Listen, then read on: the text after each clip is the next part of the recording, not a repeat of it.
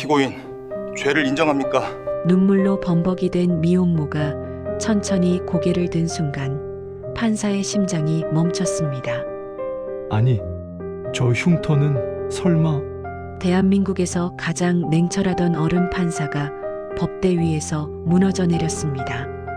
눈앞의 피고인에게서 18년 전 잃어버린 딸의 끔찍한 상처가 보였기 때문이죠. 평생을 찾아 헤매던 내 딸의 흔적. 도대체 왜 그녀는 죄인이 되어 내 앞에 서 있는 걸까요? 사연 시작 전 구독과 좋아요를 눌러주시고 어디서 듣고 계신지 댓글 남겨주시면 그곳으로 행운이 가득 깃들기를 바라겠습니다. 인천의 가장 가파른 언덕, 그 꼭대기에 위태롭게 얹힌 옥탑방 창문이 비명을 질러댔습니다. 칼날 같은 겨울바람이 얇은 알루미늄 샤시 틈을 비집고 들어와 방바닥을 냉동 창고처럼 만들고 있었습니다. 22살 수지는 낡은 솜니불 하나의 의지에 몸을 웅크렸습니다. 하지만 품에 안긴 8개월 아들 지우의 몸은 펄펄 끓는 용광로 같았습니다. 며칠째 분유 살 돈이 없어 맹물이나 다름없이 묽게 탄 우유를 먹인 탓일까요? 영양실조로 앙상하게 마른 아기 몸에 고열이 덮쳤습니다. 수지는 덜덜 떨리는 손으로 아이의 이마를 짚었습니다. 손바닥이 데일 듯 뜨거웠습니다. 지우야, 아가. 엄마 봐봐. 응? 그 순간이었습니다. 가쁘게 몰아쉬던 지우의 숨소리가 뚝 끊기는가 싶더니 목구멍 안쪽에서 쇳소리가 긁혀 나왔습니다. 컥, 컥. 아기의 눈동자가 흰자위만 남긴 채 뒤로 획 넘어갔습니다. 조망만 한 손발이 제멋대로 꺾이며 격렬한 경련이 시작되었죠. 수진의 머릿속이 하얗게 전멸했습니다. 이대로 두면 죽는다. 내 새끼가 죽는다. 수진은 신발을 신을 생각조차 하지 못했습니다. 얇은 손패딩 하나를 아이와 함께 대충 감싸쥐고 맨발에 가까운 슬리퍼 바람으로 옥상 문을 박차고 나갔습니다. 폐가 찢어질 듯한 한기가 훅 끼쳐왔습니다. 살을 애는 영하의 바람이 젖은 머리카락을 때렸지만 수지는 미친 사람처럼 달렸습니다. 가로등도 드문 골목길, 깨진 보도블록에 발가락이 긁혀 피가 배어 나왔습니다. 하지만 품 안에서 식어가는 것만 같은 아이의 체온이 더 무서웠습니다. 수진의 입에서 짐승 같은 거친 숨소리가 터져 나왔습니다. 조금만 참아 지우야.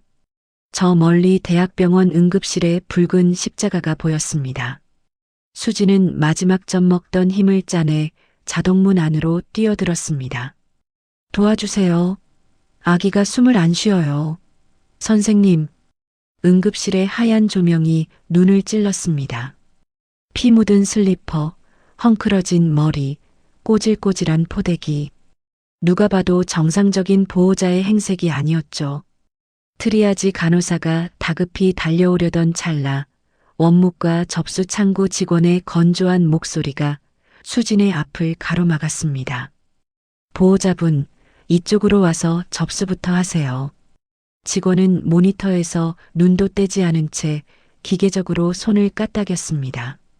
수지는 헐떡이는 숨을 삼키며 창구에 매달렸습니다. 아기가 죽어가요. 치료부터 먼저 해주시면 안 될까요? 순서가 있어요. 환자 이름, 주민번호, 보호자 연락처요. 직원이 그제야 고개를 들어 수진을 훑어보았습니다. 그의 시선이 수진의 얇은 옷차림과 때 묻은 소매 끝에 머물렀습니다. 마치 진료비는 낼 수 있겠냐고 묻는 듯한 경멸이 섞인 눈빛. 수진은 입술을 깨물었습니다. 핸드폰은 요금 미납으로 끊긴 지 오래였고 주머니에 있는 돈이라곤 구겨진 1,000원짜리 몇 장이 전부였습니다.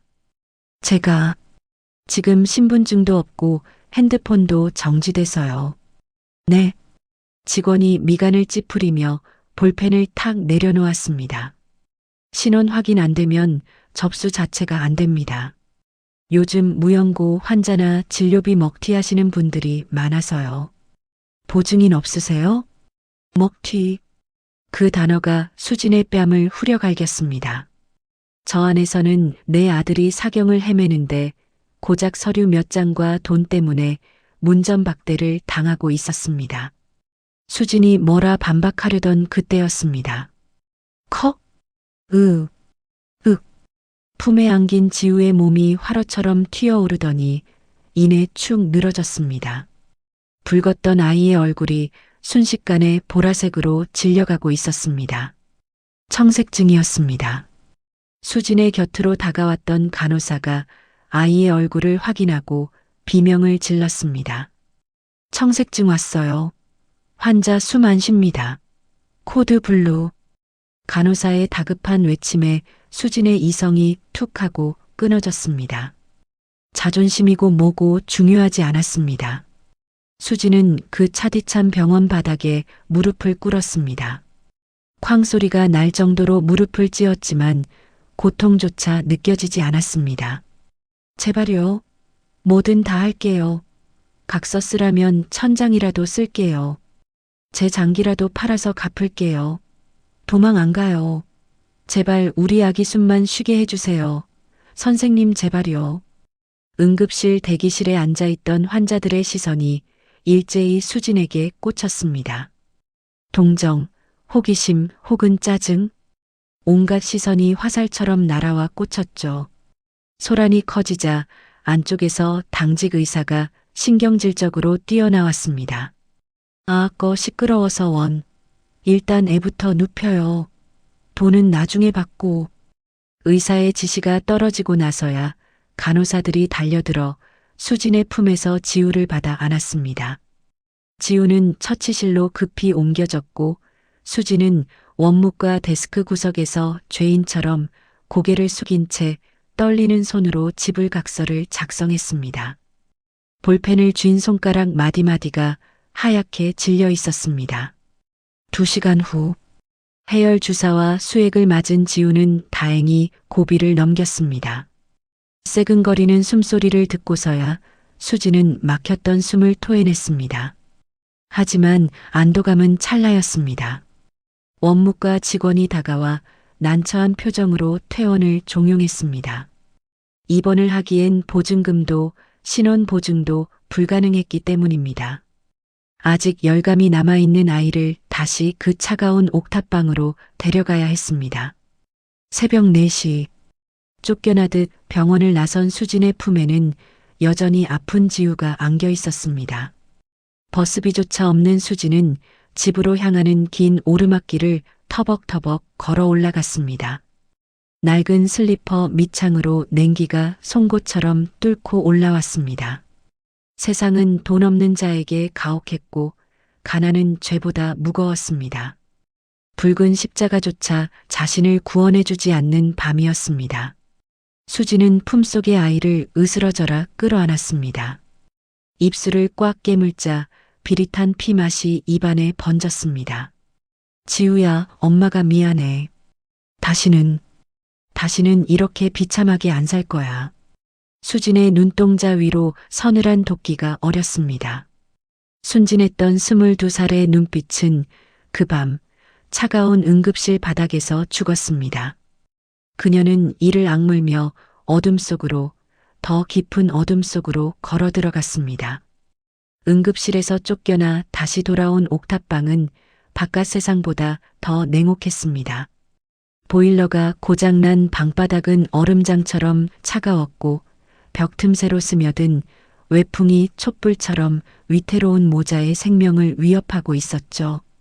겨우 열이 내린 지우가 이번에는 배고픔을 호소하며 자지러지게 울어대기 시작했습니다. 빈 젖을 물려보지만 나올리 만무했습니다. 수지는 구석에 놓인 분유통을 집어들어 거꾸로 탈탈 털었습니다. 달그락 달그락 야속한 깡통 소리만 공허하게 울릴 뿐 하얀 가루는 단 한 톨도 떨어지지 않았습니다. 바닥을 긁어보아도 손톱 밑에 끼는 건 녹가루뿐이었습니다. 수지는 급한 대로 수돗물을 끓여 식힌 뒤 젖병에 담아 물렸습니다. 하지만 예민해진 아기는 맹물 맛을 기가 막히게 알아채고는 고개를 획 돌려버렸습니다. 으앙, 으앙, 거부였습니다. 굶주린 짐승처럼 울부짖는 아기의 울음소리가 수진의 가슴을 난도질했습니다. 배가 고파 우는 새끼에게 물 한 모금조차 제대로 먹일 수 없는 어미의 심정. 그것은 살아있는 채로 심장을 도려내는 고통이었습니다. 수지는 퉁퉁 부은 눈을 비비며 자리에서 일어났습니다.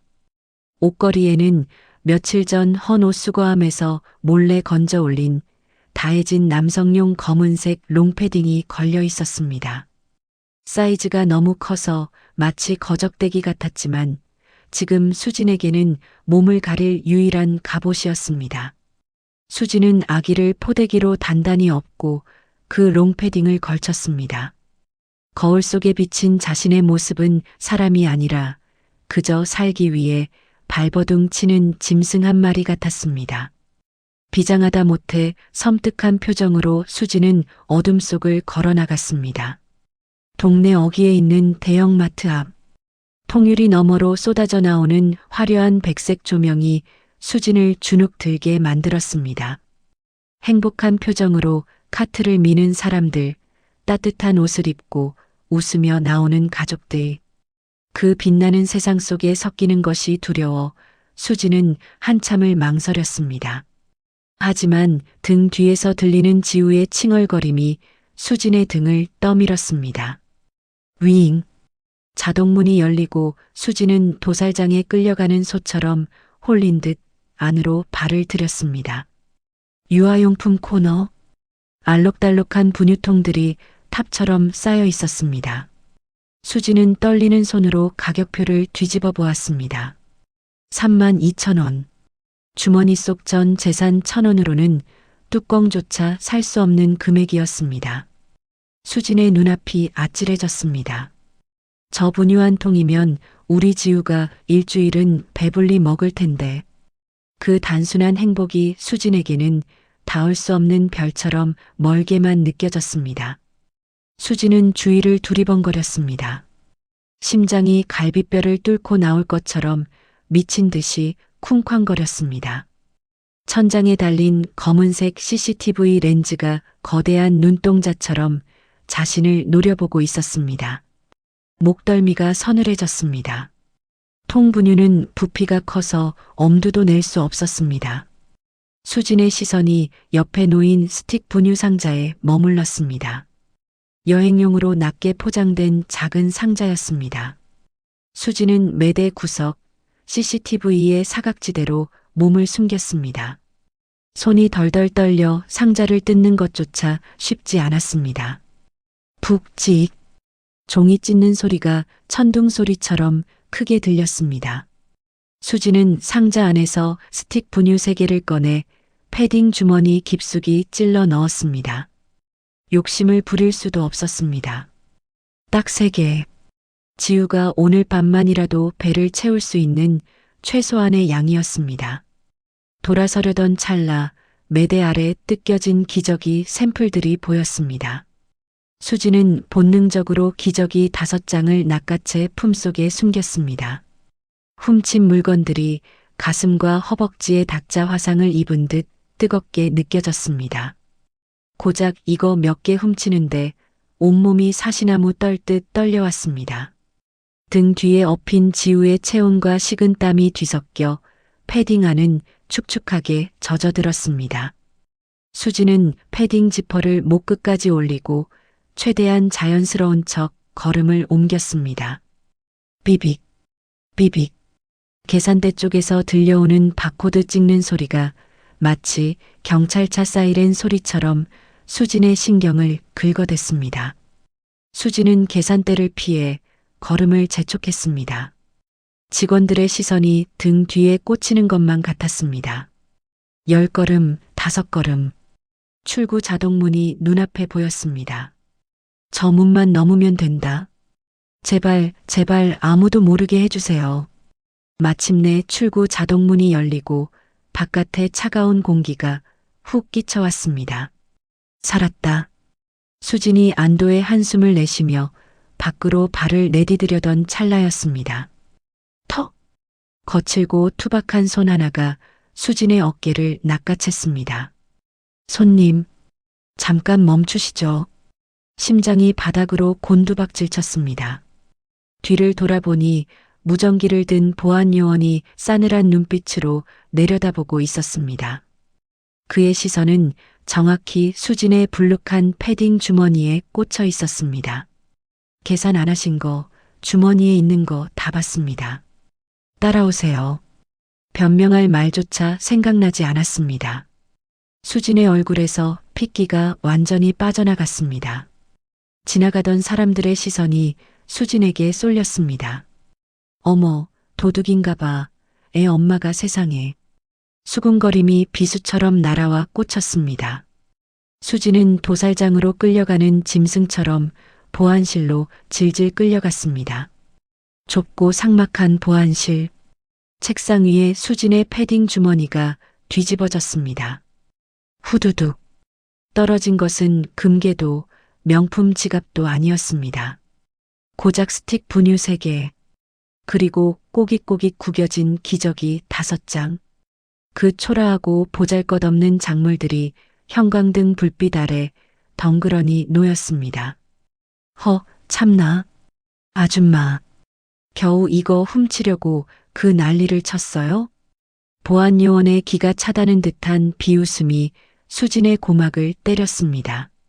수진은 그 초라한 훔친 물건들을 바라보며 바닥에 주저앉았습니다. 창피함보다 이까짓 거 하나 내 돈으로 사줄 수 없어 도둑질까지 해야 했던 자신의 처지가 너무나 비참했습니다. 수진은 보안실 바닥을 치며 짐승 같은 오열을 토해냈습니다. 등 뒤에 엎인 지우도 엄마의 울음소리에 맞춰 자지러지게 울기 시작했습니다. 좁은 보안실 안이 두 모자의 처절한 울음으로 가득 찼습니다. 취객들의 고성방가와 전화벨 소리가 뒤섞인 지구대 안은 돛대기 시장이나 다름없었습니다. 형광등 불빛이 유난히 시리게 내리꽂히는 조사계 책상 앞, 수진은 세상에서 가장 무거운 죄를 지은 사람처럼 고개를 쳐박고 있었습니다. 책상 위에는 수진이 훔친 작물들이 널브러져 있었죠. 고작 낮게 포장된 스틱 분유 3개와 다 구겨진 기저귀 5장. 그것이 22살 어린 엄마가 감옥행을 각오하고 훔친 전부였습니다.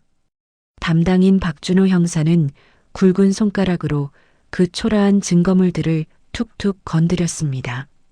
그의 시선이 수진의 헐렁한 패딩과 그 품에 안긴 작은 생명에게 머물렀습니다.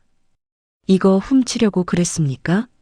고작 이것 때문에 애 엄마가 경찰서까지 와요? 박 형사의 목소리는 화가 난 듯 무겁고 거칠었습니다. 수진은 입술을 깨물며 어깨를 떨었습니다. 변명할 말이 없었습니다. 가난이 죄였고 무능이 죄였습니다. 죄송합니다. 정말 죄송합니다. 수진의 눈에서 닭똥 같은 눈물이 툭툭 떨어져 바닥을 적셨습니다. 엄마의 불안이 전해진 걸까요? 잠잠하던 지우가 입을 삐죽거리더니 이내 자지러지게 울기 시작했습니다. 으앙, 으앙. 배고픔에 지친 아기의 울음소리가 지구대의 소음을 뚫고 날카롭게 울려 퍼졌습니다. 수진은 당황하여 아기를 얼르고 달래보았지만 소용없었습니다. 지우는 본능적으로 엄마의 가슴을 파고들며 젖을 찾았지만 수진의 마른 가슴에선 아무것도 나오지 않았습니다. 빈 젖병이라도 물리려 했지만 아기는 헛구역질을 하며 고개를 돌려버렸습니다.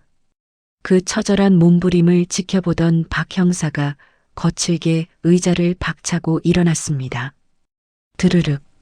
의자 끌리는 소리에 수진이 흠칫 놀라 몸을 웅크렸습니다. 박 형사는 말없이 재킷을 챙겨 입더니 신경질적으로 문을 열고 나가버렸습니다. 옆자리에 앉아있던 신참 이해솔 순경이 눈치를 보며 슬그머니 종이컵에 미지근한 물을 담아 건넸습니다. 저기, 이거라도 좀 드세요. 10분이나 지났을까요? 자동문이 열리고 찬 바람과 함께 박 형사가 돌아왔습니다. 그는 씩씩거리는 숨소리와 함께 검은 비닐봉지를 수진의 책상 위에 툭 던졌습니다. 일단 애부터 먹입시다. 조사는 나중에 하고. 봉투 사이로 온기가 새어나왔습니다. 수진이 떨리는 손으로 봉투를 열었습니다. 그 안에는 훔치려다 실패했던 큼지막한 통분유, 그리고 기저귀 한 팩이 통째로 들어 있었습니다. 수진은 믿기지 않는 눈으로 박 형사를 쳐다보았습니다. 뭘 그렇게 멍하니 봐요? 내 숨 넘어가겠구만. 얼른 안 타요? 박 형사의 호통에 수진은 허둥지둥 분유를 탔습니다. 따뜻한 우유 냄새가 퍼지자 지우의 울음이 뚝 그쳤습니다. 젖병을 물려주자마자 아기는 숨도 쉬지 않고 꿀떡꿀떡 우유를 넘겼습니다. 볼이 미어 터져라 젖병을 빠는 아기의 모습을 보자 참았던 설움이 댐 무너지듯 터져 나왔습니다. 수지는 젖병을 잡은 손을 덜덜 떨며 소리 없이 오열했습니다. 박 형사는 그 모습이 차마 보기 힘든 듯 짐짓 먼 산을 바라보며 깊은 한숨을 내쉬었습니다. 그는 거친 손으로 뒷머리를 벅벅 긁을 뿐이었죠. 옆에 있던 이순경이 슬그머니 다가와 수진의 패딩 주머니에 귤 2개를 찔러 넣어주었습니다. 배를 채운 지우가 색색거리며 잠들자 다시 차가운 현실이 돌아왔습니다. 박 형사는 모니터를 두드리며 조서를 작성하기 시작했습니다. 보육원 출신의 미혼모. 연락할 가족은 진짜 아무도 없습니까? 수진이 힘없이 고개를 끄덕이자 박 형사의 미간에 깊은 내 천자주름이 패였습니다. 그는 타자를 치던 손을 멈추고 난감한 표정으로 수진을 바라보았습니다. 사정이 딱한 건 알겠는데 마트 측에서 워낙 강경하게 나와서 훈방은 안 됩니다. 절도는 절도라 입건은 해야 해요. 검찰로 넘어가면 기소유예가 나올 수도 있지만 재수 없으면 벌금형이 나올 수도 있습니다. 벌금. 그 2글자가 수진의 심장을 옥죄었습니다. 분유한 통살 돈이 없어 도둑질을 했는데 나라에 낼 벌금이 있을 리 만무했습니다. 수진의 어깨가 다시 사시나무 떨듯 흔들렸습니다. 조사를 마치고 지구대를 나서는 길. 새벽 공기는 여전히 칼날 같았습니다. 박 형사는 문 밖까지 따라 나와 수진을 배웅했습니다. 그는 주머니를 뒤적거리더니 꼬깃꼬깃하게 접힌 5만 원짜리 지폐 한 장을 꺼내 수진의 손에 억지로 쥐어주었습니다. 아니에요, 형사님. 저 못 받아요. 받아요. 뇌물 아니고 그냥 아저씨가 주는 용돈이니까. 택시 타고 가요. 애 감기 들라. 박 형사는 수진의 등을 떠밀었습니다. 그리고 아기 굶기지 말고 또 분유 떨어지면 훔치지 말고 나한테 전화해요. 알겠습니까? 수진은 손에 쥐어진 지폐를 생명줄처럼 꽉 움켜쥐었습니다. 차갑게 얼어붙었던 세상 한구석에서 처음으로 느껴보는 투박하지만 뜨거운 온기였습니다. 멀어지는 수진의 등 뒤로 지구대의 불빛만이 등대처럼 환하게 비추고 있었습니다. 며칠째 이어지던 옥탑방의 정막을 깨고 철대문을 두드리는 투박한 소리가 들려왔습니다. 이수진 씨 계십니까? 법원에서 등기 왔습니다. 법원. 그 2글자가 낡은 현관문을 뚫고 들어와 수진의 심장을 찔렀습니다. 수진은 포대기에 지우를 업은 채 떨리는 손으로 문을 열었습니다. 우체부 아저씨가 건넨 것은 법원 마크가 선명하게 찍힌 누런 대봉투였습니다. 손끝에 닿는 종이의 감촉이 마치 시한폭탄처럼 불길하고 무거웠습니다. 우체부 아저씨가 멀어지는 오토바이 소리를 들으며 수지는 방 한가운데 멍하니 섰습니다. 손이 덜덜 떨려 봉투를 뜯는 것조차 쉽지 않았습니다. 직! 봉투가 뜯어지고 하얀 서류 한 장이 스르르 미끄러져 나왔습니다. 수진의 시선이 종이 위를 빠르게 훑어 내려갔습니다. 그리고 곧 검고 굵은 글씨가 수진의 망막에 화인처럼 박혔습니다. 약식 명령 피고인을 벌금 100만 원에 처한다. 일십100 1000만, 10만, 100만. 수진은 눈을 비비고 다시 숫자를 세어 보았습니다. 0이 6개, 100만 원이었습니다. 다리에 힘이 툭 풀렸습니다. 수진은 그 자리에 주저앉았습니다.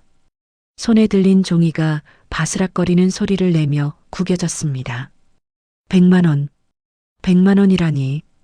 입술 사이로 헛웃음이 새어나왔습니다. 당장 지우 기저귀 살 돈 5천 원이 없어서 마트를 털었는데, 분유한 통값을 못 구해서 도둑질을 했는데, 나라에서는 그 대가로 100만 원을 내놓으라고 명령하고 있었습니다. 이 돈이면 우리 지우 분유가 몇 통이야? 기저귀가 몇 팩이냐고. 억울함보다 더 큰 공포가 쓰나미처럼 밀려왔습니다. 수진의 머릿속이 복잡하게 엉키기 시작했습니다. 벌금을 못 내면 어떻게 되지? 드라마에서 보던 빨간 딱지가 붙나? 아니면 감옥에 끌려가나? 상상은 꼬리에 꼬리를 물고 최악의 시나리오로 치달았습니다. 내가 감옥에 가면 지우는. 수진의 심장이 덜컥 내려앉았습니다. 젖먹이 지우는 어디로 가야 할까요? 친척 하나 없는 혈혈단신. 결국 나처럼 보육원으로 보내지겠구나. 나처럼 부모 얼굴도 모르고 헌 옷을 물려 입으며 눈칫밥 먹고 자라겠구나. 안 돼. 그건 안 돼. 절대 안 돼. 수진은 고개를 세차게 저었습니다. 차라리 죽으면 죽었지. 내 새끼를 고아로 만들 수는 없었습니다. 하지만 당장 100만 원을 구할 방법은 이 세상 어디에도 없었습니다. 기초생활수급비마저 압류될지 모른다는 막연하고 무지한 두려움이 목을 조여왔습니다. 수지는 홀린 사람처럼 비틀거리며 옥탑방 밖으로 나왔습니다. 차가운 밤 공기가 훅 끼쳐왔지만 추위조차 느껴지지 않았습니다. 옥상 난간 너머로 서울의 야경이 펼쳐져 있었습니다. 화려하게 반짝이는 빌딩 숲, 강물처럼 흐르는 자동차의 헤드라이트 불빛들. 저 수많은 불빛 중에 나와 지우가 마음 편히 누울 곳은 단 한 군데도 없었습니다. 세상은 저렇게나 눈부신데 수진의 세상만 칠흑 같은 암흑이었습니다. 수진은 녹슨 난간 쪽으로 한 발자국 다가섰습니다. 난간 아래는 까마득한 낭떠러지였습니다. 내려다보는 것만으로도 현기증이 일었지만 수진은 시선을 떼지 않았습니다. 그냥 여기서 끝내면 편해질까? 지독하게 달콤한 유혹이었습니다. 눈 딱 감고 한 발자국만 내디디면 이 지긋지긋한 가난도, 배고픔도, 벌금 100만 원의 공포도 다 사라질 것 같았습니다. 수진은 난간을 잡은 손에 힘을 주었습니다. 상체가 난간 밖으로 위태롭게 기울어졌습니다. 등 뒤에 찬 바람이 등을 떠미는 것만 같았습니다. 지우야, 엄마랑 같이 갈까? 엄마가 미안해. 그때였습니다. 등 뒤 포대기 속에서 작고 따뜻한 손이 수진의 옷깃을 잡아당겼습니다. 마, 옹알이였습니다. 아직 엄마라는 말도 제대로 못하는 아기가 살려달라는 듯 가지 말라는 듯 수진의 옷자락을 꽉 움켜쥐었습니다. 목덜미에 닿는 아기의 뜨거운 입김, 등 뒤로 전해지는 콩닥거리는 심장 박동, 그 생명의 온기가 수진의 정신을 번쩍 깨웠습니다. 헉! 수진은 감전된 사람처럼 화들짝 놀라 뒷걸음질 쳤습니다. 내가 지금 무슨 짓을... 미쳤어. 이수진 너 미쳤어. 수진은 난간에서 멀어지려 발버둥 치다 바닥에 엉덩방아를 찧었습니다. 살고 싶었습니다. 죽고 싶은 게 아니라 미치도록 살고 싶었습니다. 단지 살 방법이 없을 뿐이었습니다. 으아앙, 수지는 차가운 시멘트 바닥에 주저앉아 짐승처럼 울부짖었습니다. 서울의 밤하늘 아래 갈 곳 없는 어린 엄마의 통곡 소리만이 공허하게 울려 퍼졌습니다. 으앙, 살고 싶어. 나도 살고 싶다고. 차가운 시멘트 바닥에 주저앉아 짐승처럼 울부짖던 바로 그 순간이었습니다. 수진의 낡은 패딩 주머니 속에서 정막을 찢는 진동 소리가 울리기 시작했습니다. 지잉, 지잉.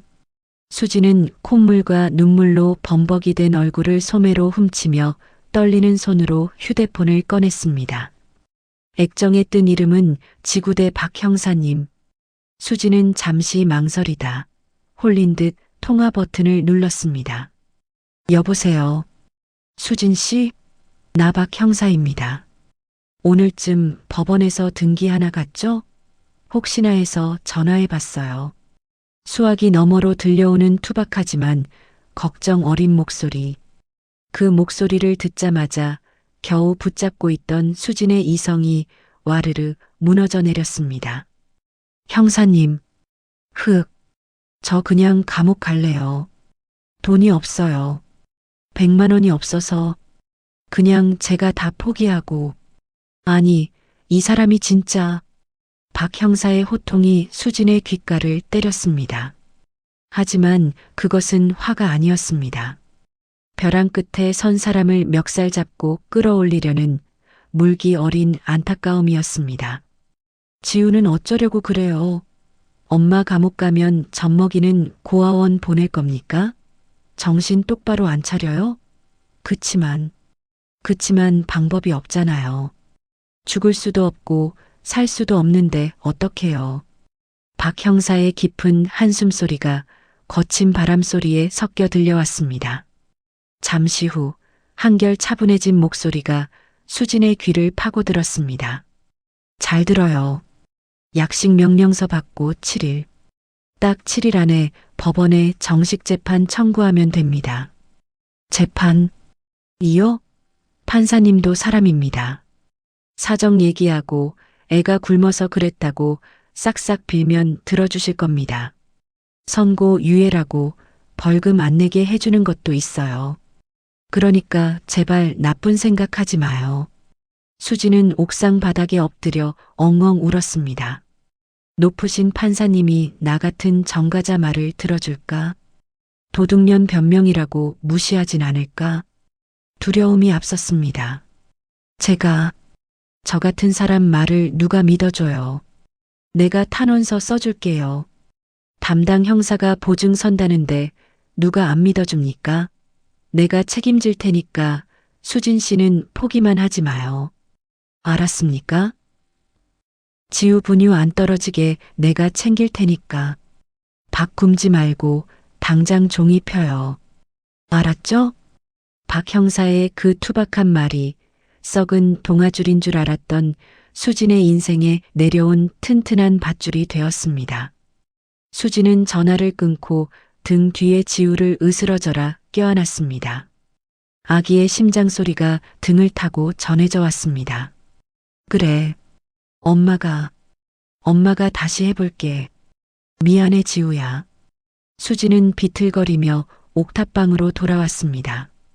냉골인 방바닥에 엎드려 등기 봉투 속에 들어있던 정식 재판 청구서 양식을 펼쳤습니다. 볼펜을 쥔 손이 알코올 중독자처럼 덜덜 떨렸습니다. 법률 용어 같은 건 하나도 몰랐습니다. 무식하고 가난한 엄마가 할 수 있는 건 피를 토하는 심정으로 진심을 적어 내려가는 것뿐이었습니다. 존경하는 판사님, 죄송합니다. 정말 죽을 죄를 지었습니다. 꾹꾹 눌러 쓴 글씨 위로 눈물방울이 툭 하고 떨어졌습니다. 검은 잉크가 눈물에 번져 시커멓게 일그러졌습니다. 아기가 굶고 있어서, 분유통이 비어서 제정신이 아니었습니다. 한 번만 용서해 주시면 평생 갚으며 살겠습니다. 제발 우리 아기랑 떨어지지만 않게 해주세요. 수지는 밤새 쓰고 지우고를 반복했습니다. 종이가 닳아 구멍이 날 정도로 간절한 반성문이었습니다. 다음 날 아침, 수지는 퉁퉁 부은 눈으로 지우를 업고 서울중앙지방법원 앞에 섰습니다. 하늘을 찌를 듯 솟아있는 거대한 법원 건물. 차가운 대리석 계단과 위압적인 분위기의 수지는 자신이 밟히면 죽는 개미처럼 작게만 느껴졌습니다. 지나가는 양복 입은 변호사들, 법복을 입은 사람들 틈에서 수진의 낡은 롱패딩은 너무나 초라했습니다. 돌아가고 싶었습니다. 도망치고 싶었습니다. 하지만 등 뒤에서 들리는 새근거리는 지우의 숨소리가 수진의 발목을 잡았습니다. 엄마잖아. 지켜야지. 수진은 심호흡을 한번 크게 내쉬고 민원실로 향했습니다. 유리막 너머 무뚝뚝한 표정의 직원에게 꼬깃꼬깃해진 청구서를 내밀었습니다. 직원은 번진 글씨와 눈물 자국이 가득한 서류를 힐끗 보더니 별말 없이 접수 도장을 쾅 찍었습니다. 접수됐습니다. 재판 기일 잡히면 문자로 연락할 거예요. 그 무심한 한마디가 수진에게는 천상의 나팔 소리 같았습니다. 접수증을 받아든 수진의 손이 미세하게 떨렸습니다.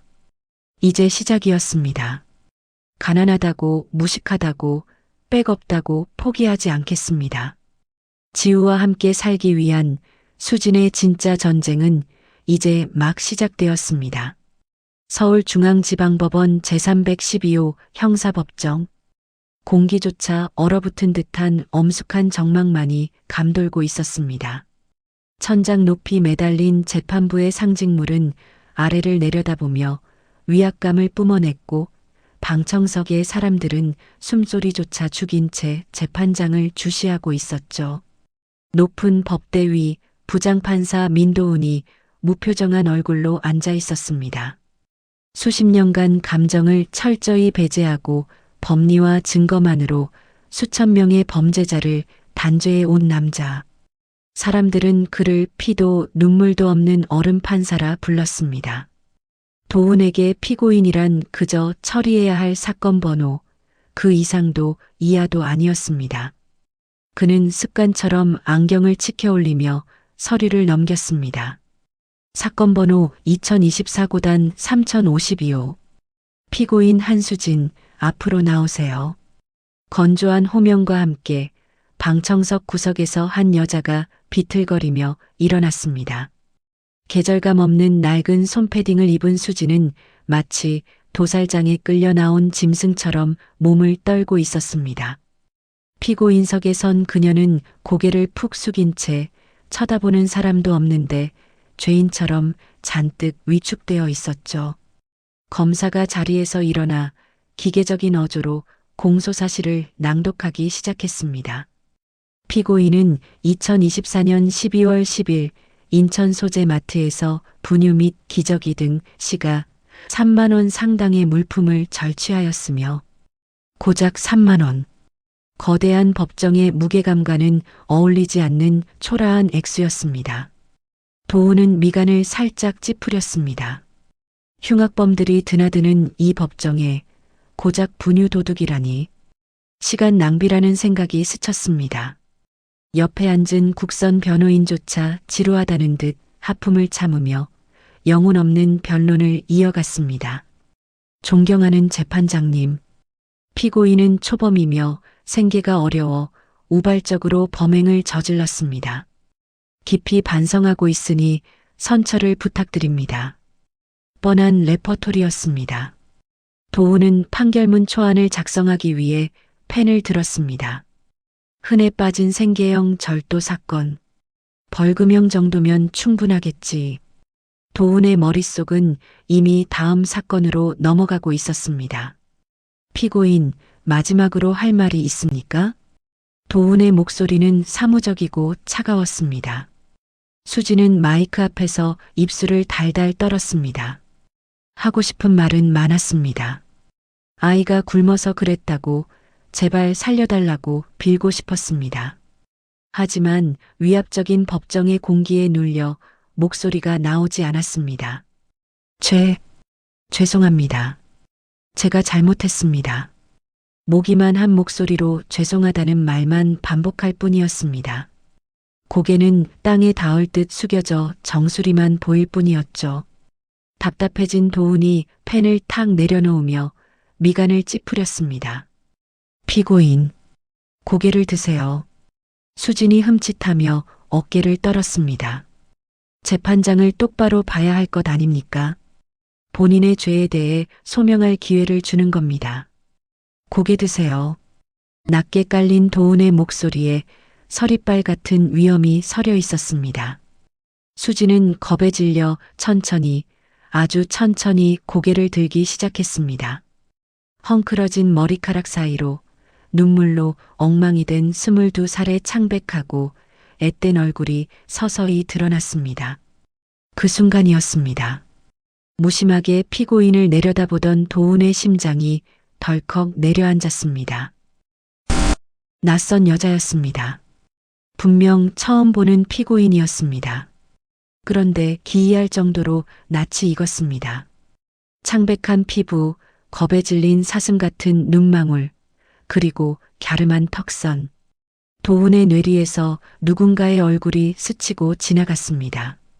20년 전 자신이 그토록 사랑했던 아내의 젊은 시절 모습이 겹쳐 보였습니다. 뭐지? 이 묘한 기시감은 왜 이렇게? 도훈이 혼란스러운 듯 눈을 가늘게 떴습니다. 단순한 우연일까? 세상에 닮은 사람은 많으니까. 그때였습니다. 법정의 밝은 조명 아래 수진의 흐트러진 앞머리가 힘없이 스르르 흘러내렸습니다. 도훈의 시선이 자석처럼 그곳에 꽂혔습니다. 드러난 수진의 왼쪽 이마 위, 머리카락 속에 가려져 있던 희미하지만 선명한 흉터 하나, 기역자 모양으로 꺾인 흉터. 도훈의 사고회로가 그 순간 정지했습니다. 아내를 쏙 빼닮은 얼굴, 그리고 결정적인 그 상처. 서류를 넘기려던 도훈의 손이 허공에서 딱 멈췄습니다. 도훈의 검은 동공이 지진이라도 난 듯 거세게 흔들리기 시작했습니다. 설마 저 얼굴, 저 상처는. 시간의 태엽이 18년 전으로 거꾸로 감기기 시작했습니다. 그날 안방 화장대 모서리, 넘어지던 아이, 쿵 하는 소리와 함께 터져나오던 자지러지는 울음소리, 그리고 하얀 이마 위로 기역자를 그리며 붉게 터져나오던 선혈. 봉합은 잘 됐지만 흉터 모양이 특이해서 평생 남을 겁니다. 의사의 그 말에 가슴을 치며 오열했던 기억이 뇌리에 박혔습니다. 세상에 얼굴이 닮은 사람은 있어도 그날 사고로 생긴 흉터의 위치와 모양까지 똑같은 타인은 존재할 수 없었습니다. 도훈은 숨을 쉴 수가 없었습니다. 도훈이 쥐고 있던 만년필 끝이 종이를 찢을 듯이 바들바들 떨렸습니다. 굳게 닫혀있던 얼음 판사의 가면이 깨져나가고 있었습니다. 도훈의 입술이 경련하듯 떨리며 거친 숨소리가 마이크를 타고 법정 안에 울려 퍼졌습니다. 웅성거리는 법정의 소음이 물속에 잠긴 듯 먹먹해졌습니다. 도훈의 시야가 어지럽게 일렁이더니 차갑고 딱딱한 법정의 회색벽이 허물어져 내렸습니다. 그리고 그 자리에 18년 전 햇살이 가득 들어오던 따뜻한 안방의 풍경이 수채화처럼 번져나갔습니다. 아빠, 나 잡아봐라. 메롱. 까르르 넘어가는 맑은 웃음소리. 3살 배기딸 서한이가 뒤뚱거리며 도망가고 있었습니다. 막 걷기 시작해 엉덩이를 실룩이며 달리는 그 뒷모습이 얼마나 사랑스러운지 젊은 날의 도훈은 입가에 미소를 가득 머금은 채 아이를 쫓고 있었습니다. 요 녀석 아빠한테 잡히면 뽀뽀 100번이다. 거기 안 서? 여보, 애 넘어져요. 뛰지 말라니까. 부엌에서 과일을 깎던 아내 지연의 걱정스런 잔소리가 배경음악처럼 깔리던 더할 나위 없이 완벽하고 평화로운 주말 오후였습니다. 하지만 불행은 예고도 없이 가장 행복한 순간의 틈을 비집고 들어왔습니다. 아빠를 피해 침대 모서리를 돌던 서한이의 양말 신은 발이 미끄러졌습니다. 중심을 잃은 아이의 몸이 앞으로 고꾸라졌습니다. 하필이면 그 앞에 아내가 시집올 때 해왔던 묵직한 원목 화장대가 놓여 있었습니다. 쿵! 둔탁하고 끔찍한 파열음이 안방을 울렸습니다. 날카롭게 각진 화장대 모서리에 아이의 이마가 정통으로 부딪히는 소리였습니다. 순간 세상의 시간이 멈춘 듯 정적이 흘렀습니다. 그리고 1초 뒤, 으앙! 아이의 자지러지는 비명소리가 평화롭던 공기를 갈갈이 찢어발겼습니다. 도훈의 심장이 발밑으로 뚝 떨어졌습니다. 서하나. 도훈이 비명처럼 딸의 이름을 부르며 달려가 아이를 안아 올렸습니다. 고개를 든 아이의 얼굴을 본 순간 도훈은 숨을 멈췄습니다. 뽀얗던 아이의 이마가 찢어져 살이 벌어져 있었습니다. 그 틈으로 붉은 선혈이 왈칵 솟구치더니 아이의 눈과 볼을 타고 주르륵 흘러내렸습니다. 왼쪽 눈썹 위, 정확히 기역자 모양으로 깊게 패인 상처. 어머, 어떡해. 여보, 피가. 달려온 지연이 아이의 피투성이 얼굴을 보고 사색이 되어 주저앉았습니다. 그녀의 손이 덜덜 떨렸습니다. 도훈은 피 묻은 손으로 아이의 이마를 꾹 눌렀습니다. 붉은 피가 손가락 사이로 계속해서 배어나왔습니다. 아픈지 더욱 자지러지게 우는 딸의 고통이 도훈의 살을 저미는 것 같았습니다. 아빠가 미안해. 흑, 아빠가 잘못했어. 우리 공주님 아파서 어떡해. 도훈의 눈에서도 굵은 눈물방울이 뚝뚝 떨어져 아이의 뺨에 섞였습니다. 그저 놀아주려던 것뿐이었는데 내가 조금만 더 조심했더라면. 죄책감이 가슴을 난도질했습니다. 응급실에 가기 전 일단 지혈부터 해야 했습니다. 도훈은 떨리는 손으로 구급상자에서 소독약 솜을 집어들었습니다. 따가워. 아빠 아파. 으앙. 소독약이 상처에 닿자 서한이가 고통에 몸부림치며 도훈의 옷깃을 꽉 움켜쥐었습니다.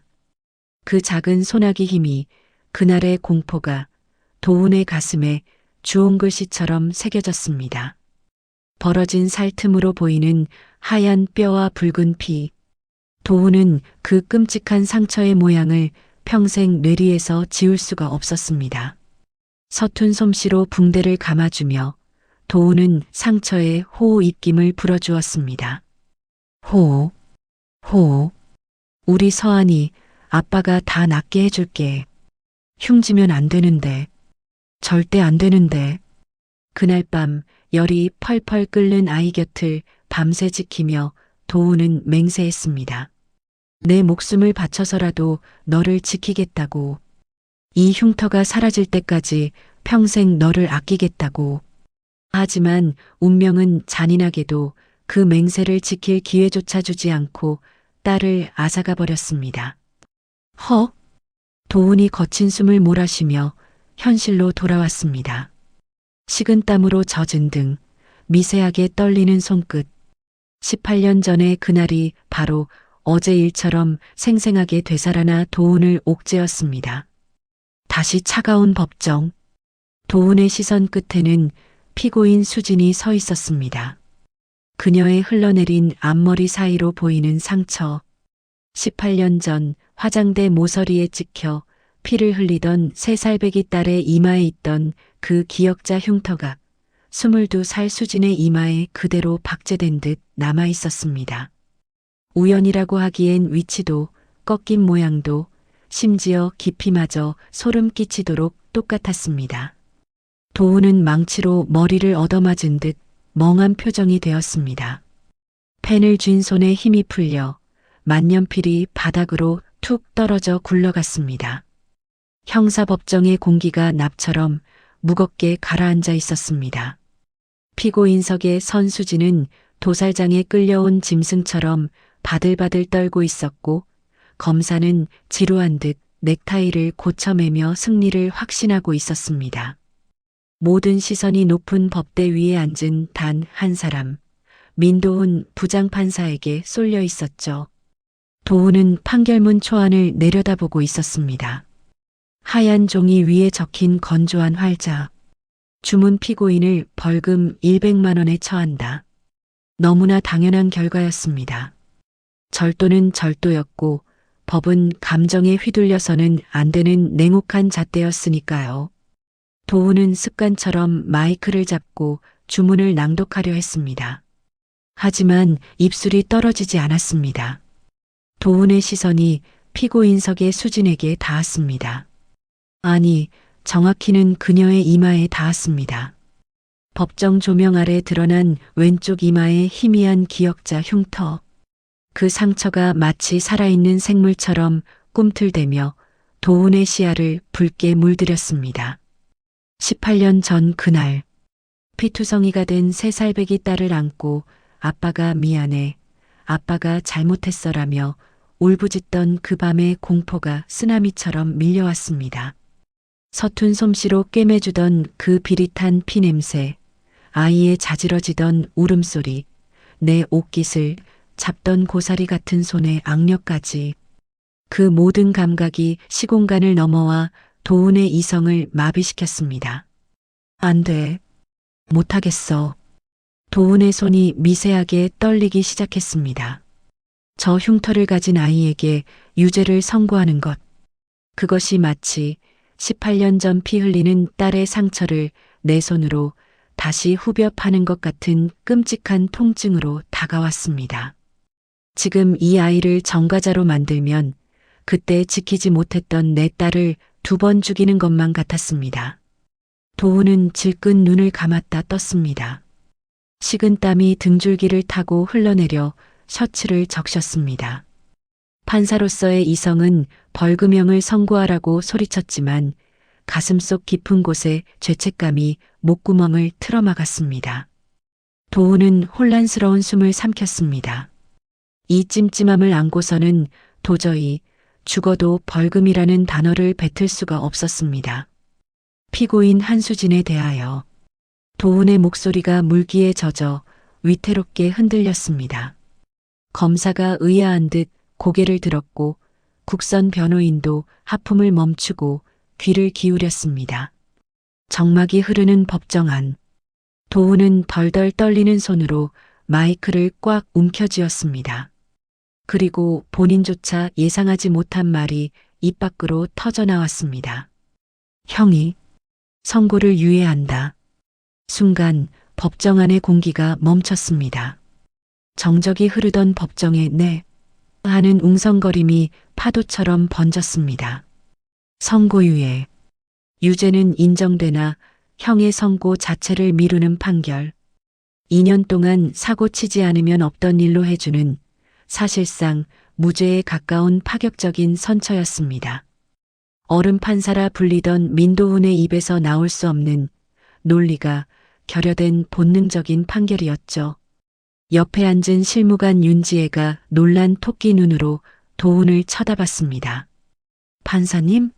검사도 당황하여 자리에서 벌떡 일어났습니다. 재판장님, 이건 너무 이례적입니다. 양형 기준에 맞지 않. 앉으세요. 도훈이 검사의 말을 자르며 낮지만 단호하게 말했습니다. 붉어진 눈시울을 들키지 않으려 그는 짐짓 서류를 정리하는 척 고개를 숙였습니다. 피고인은 초범이고 피해 금액이 경미하며 무엇보다 8개월 된 유아를 홀로 양육해야 하는 딱한 사정을 참작했습니다. 도훈의 목소리가 미세하게 떨렸습니다. 그것은 법리적인 설명이 아니라 스스로의 충동적인 행동을 수습하려는 변명이었습니다. 피고인석의 수지는 멍하니 서 있었습니다. 선고유예가 무슨 뜻인지도 몰라 눈만 깜빡이고 있었죠. 국선 변호인이 옆구리를 찌르며 아가씨 살았어. 벌금 안 내도 된다고 라고 속삭이자 그제야 수진의 다리에 힘이 풀렸습니다. 감사합니다. 판사님 정말 감사합니다. 수진이 90도로 허리를 숙이며 오열했습니다.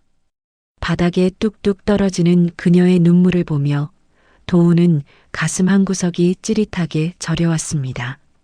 저 흉터 정말 우연일까? 당. 이것으로 재판을 마칩니다. 도우는 도망치듯 황급히 법봉을 두드리고 자리에서 일어났습니다. 법정을 빠져나와 긴 복도를 걷는 도운의 발걸음이 점점 빨라졌습니다. 이마에는 식은땀이 맺혔고 심장은 불규칙하게 뛰고 있었습니다. 판사실 문을 열고 들어가자마자 도운은 의자에 힘없이 주저앉았습니다. 거친 숨을 몰아쉬며 넥타이를 느슨하게 풀었습니다.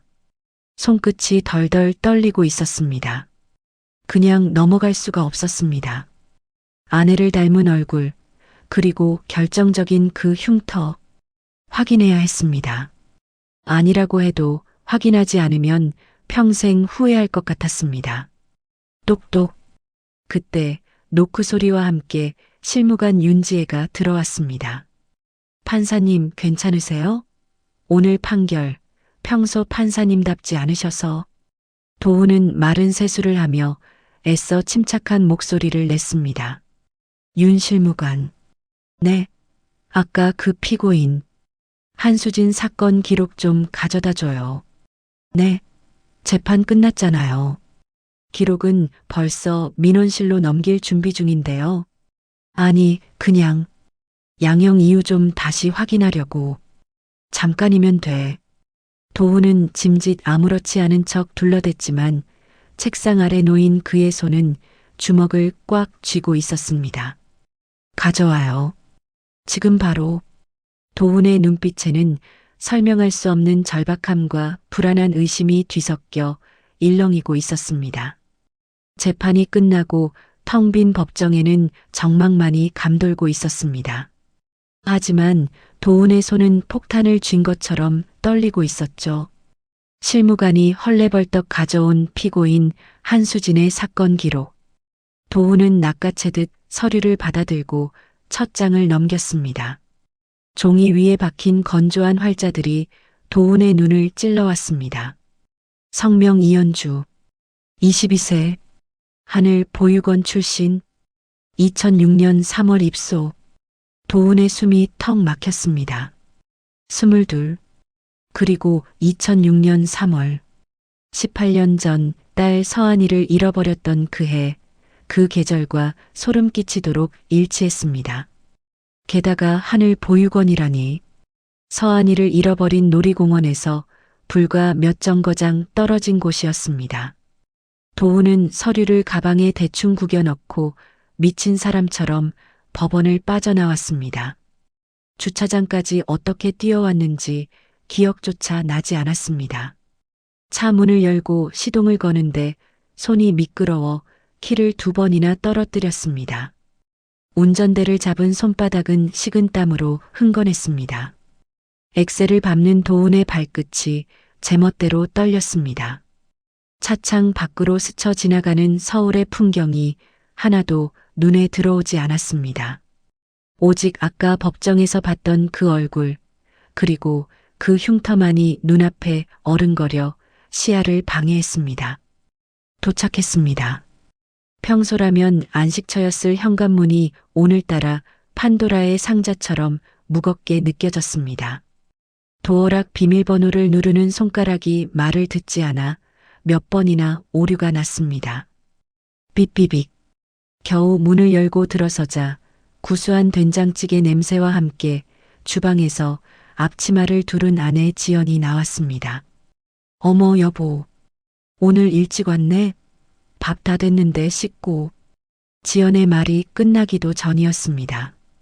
도우는 신발도 제대로 벗지 못한 채 구두를 신은 그대로 거실로 들어서며 지연의 어깨를 와락 붙잡았습니다. 여보, 엄마야. 당신 왜 그래? 무슨 일 있어? 얼굴이 왜 이렇게 창백해?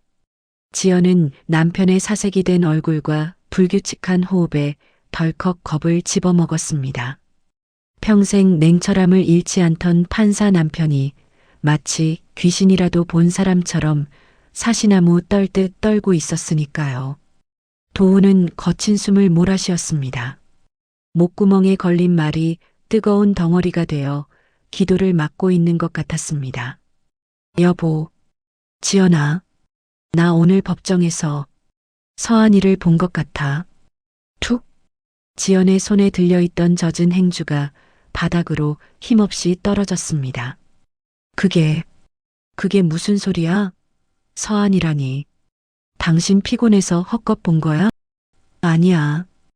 헛것 아니야. 피고인석에 선 아이였어. 20대 초반인데. 당신 젊었을 때랑 너무 똑같이 생겼어. 그냥 닮은 정도가 아니야. 지연은 믿기지 않는다는 듯 고개를 세차게 저었습니다. 18년입니다. 강산이 2번이나 변할 세월 동안 수천 번의 가짜 제보와 헛된 희망에 속아 문드러질 대로 문드러진 가슴이었습니다. 여보, 제발. 나 더 이상 희망 고문 당하기 싫어. 닮은 사람은 세상에 많잖아. 우리 딸은 이마에 흉터가 있었어. 도훈의 비명 같은 외침이 거실을 쩌렁쩌렁 울렸습니다. 18년 전 화장대 모서리에 찧어서 찢어졌던 그 흉터. 왼쪽 눈썹 위에 기역자 흉터가 그대로 있었다고.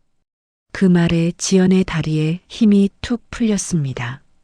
그녀는 그 자리에 주저앉으며 남편의 바짓단을 움켜쥐었습니다. 흉터? 정말 그 흉터가 있었어? 지연의 목소리가 갈라지며 찢어졌습니다.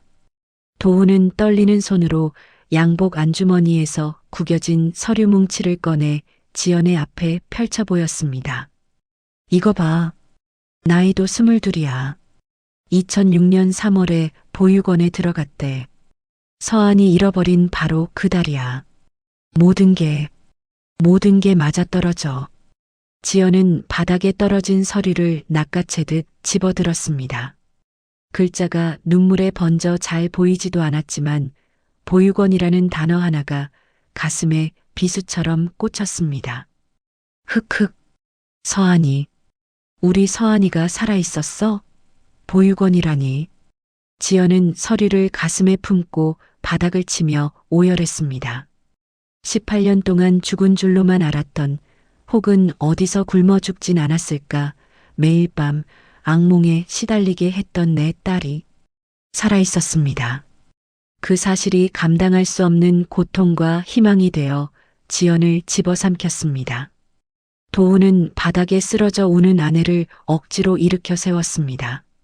그의 눈시울도 붉게 충혈되어 있었지만 지금은 울고 있을 시간이 없었습니다. 여보, 울지 마. 지금 울 때가 아니야. 확인하러 가자. 흐흑. 어디를 가? 그 보육원. 가서 기록을 봐야 해. 정말 우리 딸이 맞는지, 어떻게 들어오게 된 건지 내 눈으로 봐야겠어. 도훈의 단호한 목소리에 지연도 눈물을 훔치며 고개를 끄덕였습니다. 두 사람은 겉옷을 챙겨 입을 정신도 없었습니다. 슬리퍼 바람인 지연과 넥타이가 풀어 헤쳐진 도훈. 두 부부는 서로의 손을 생명줄처럼 꽉 맞잡은 채 18년의 한을 풀기 위해 어둠이 깔린 현관 밖으로 미친 듯이 뛰쳐나갔습니다. 칠흑 같은 어둠이 내려앉은 서울 외곽의 산자락. 자동차 헤드라이트 불빛이 하늘 보육원이라 적힌 녹슨 철제 현판을 비춥니다. 18년 전이나 지금이나 변함없이 그 자리를 지키고 있는 낡은 철문이 마치 비밀을 삼킨 거대한 입처럼 도훈과 지연을 맞이했습니다. 기익. 쇠 긁는 소리와 함께 당직을 서던 최민정 원장이 의아한 표정으로 현관문을 열었습니다.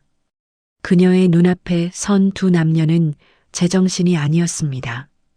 헝클어진 머리, 짝짝이 슬리퍼, 그리고 초점이 나간 눈동자. 누구신데 이 밤중에. 도훈은 떨리는 손으로 품에서 판사 신분증을 꺼내 내밀었습니다. 대한민국에서 가장 냉철하다는 부장판사의 손이 지금은 알코올 중독자처럼 심하게 요동치고 있었습니다. 18년 전 2006년 3월에 이곳에 들어온 아이의 기록을 찾고 싶습니다. 제발, 제발 부탁드립니다. 도훈의 목소리는 물기에 젖어 뭉개져 있었습니다. 그것은 법적 요구가 아니라 벼랑 끝에 선 부모의 처절한 구걸이었습니다. 최 원장은 두 사람의 눈빛에서 읽을 수 있었습니다. 자식을 잃은 부모만이 가질 수 있는 타들어가는 지옥을요. 지하 서고에 무거운 철문이 열리자 묵은 먼지 냄새와 곰팡내가 훅 끼쳐왔습니다. 희미한 백열등 아래 최 원장이 먼지 쌓인 서류함에서 누렇게 바랜 장부 하나를 꺼냈습니다. 2006년 입소자 관리대장. 지연은 숨조차 쉬지 못하고 원장의 손끝만 바라보았습니다. 책장이 한 장 한 장 넘겨질 때마다 부부의 수명도 함께 타들어가는 듯 했습니다. 이윽고 원장의 손이 3월 페이지에서 멈췄습니다. 여기 있네요. 3월 7일 입소. 3월 7일. 서한이가 실종된 바로 다음 날이었습니다. 지연이 비틀거리며 도훈의 팔을 꽉 움켜쥐었습니다. 기록지에는 성명 미상가명 한수진이라는 글자가 잉크로 박혀 있었습니다. 발견 당시 기록을 보면 새벽 5시경 누군가 후문 골목에 아이를 버리고 갔다는 신고가 있었습니다. 원장은 빛바랜 흑백 사진 한 장을 가리켰습니다. 사진 속 아이는 공포에 질려 휑한 눈을 하고 있었습니다.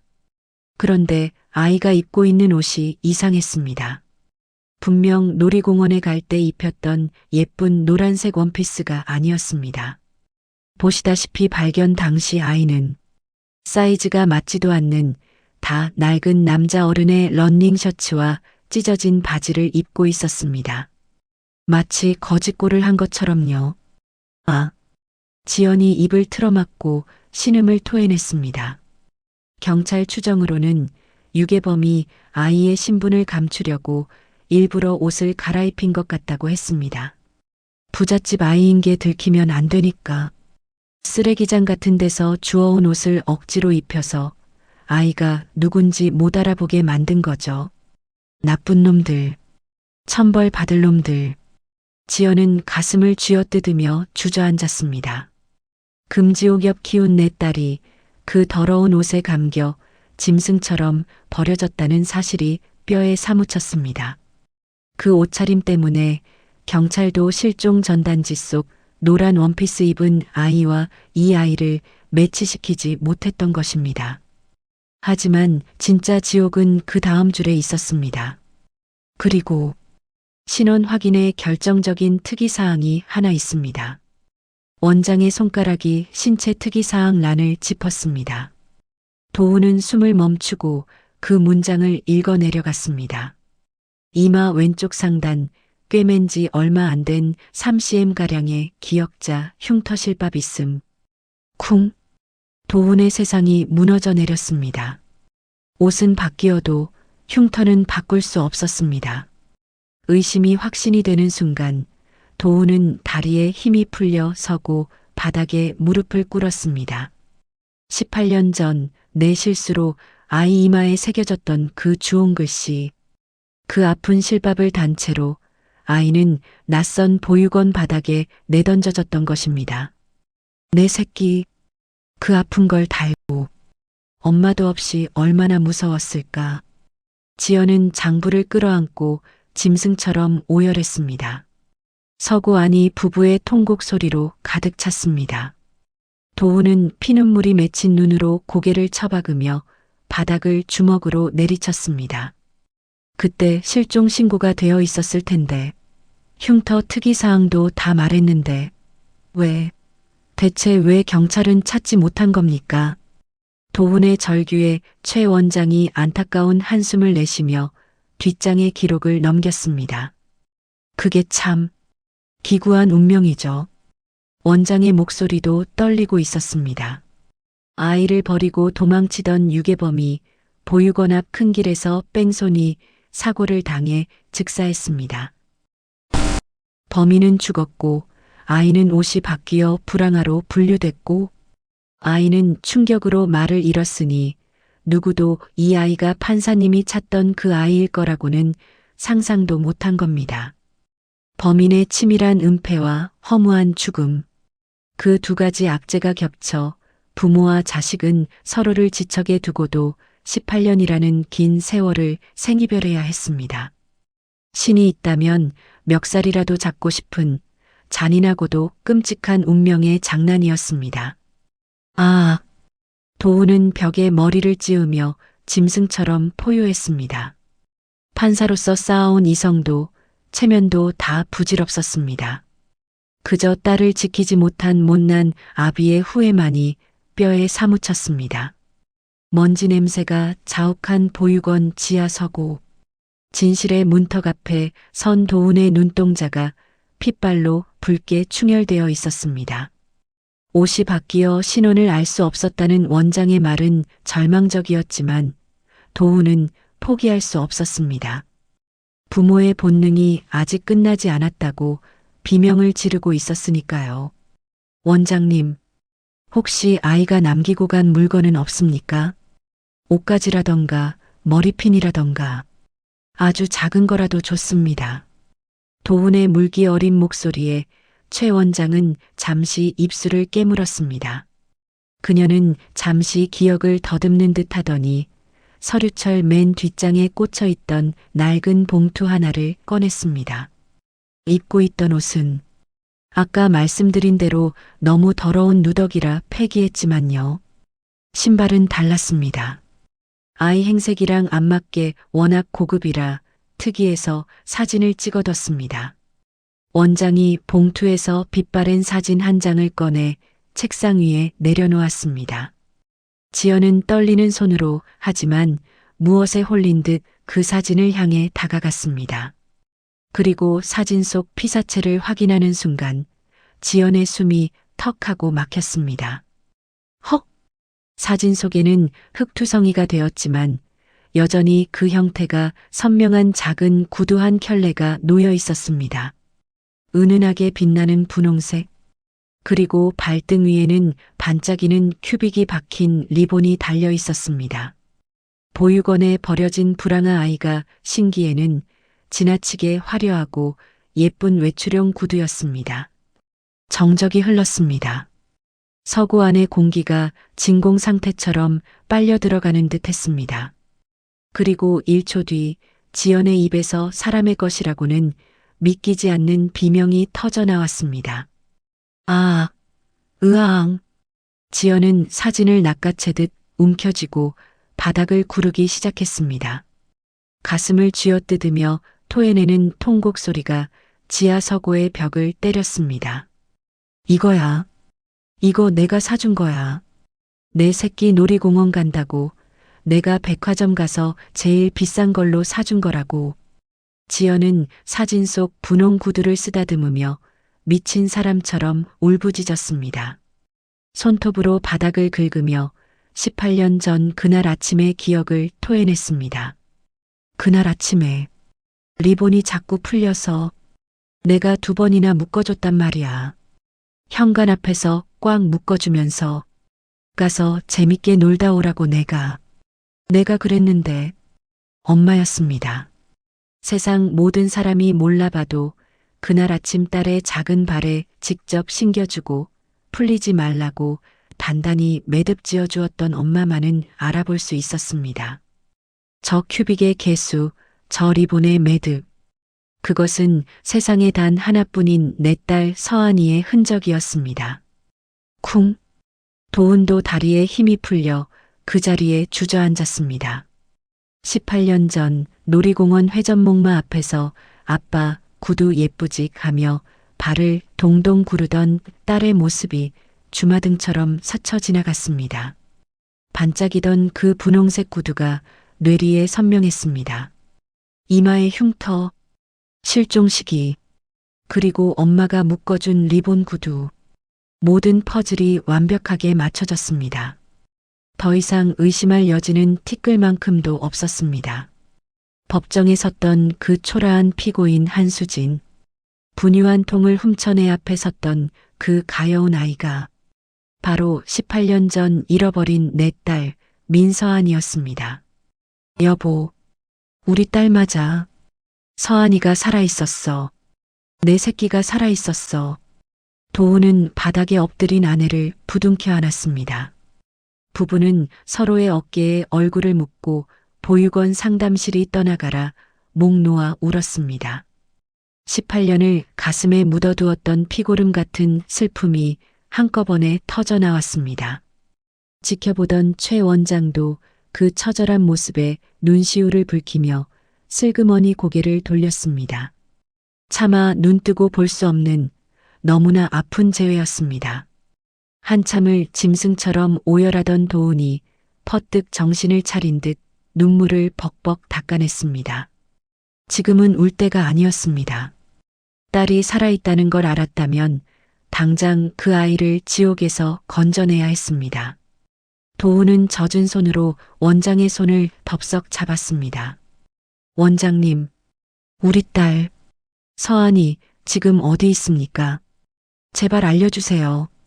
최 원장은 붉어진 눈으로 미리 적어두었던 메모지 한 장을 도훈에게 건넸습니다. 인천 미추홀구 제물포로 123번지 옥탑방 301호. 제물포. 그 가파르고 험한 달동네. 도훈은 쪽지를 받아든 손을 부들부들 떨었습니다. 금지옥 옆 키웠던 내 딸이 18년 동안 부모 없이 그 험한 곳에서 어떻게 살았을지 상상조차 되지 않았습니다. 분노와 슬픔 그리고 미안함이 뒤섞여 심장이 터질 것 같았습니다. 도훈은 이를 악물고 자리에서 벌떡 일어났습니다. 가자 여보. 우리 딸 데리러 가자. 도훈의 목소리는 비장했습니다. 더 이상 그 추운 곳에 두면 안 돼. 오늘 당장 데려와야 해. 지연은 구두 사진을 가슴에 품고 비틀거리며 일어섰습니다.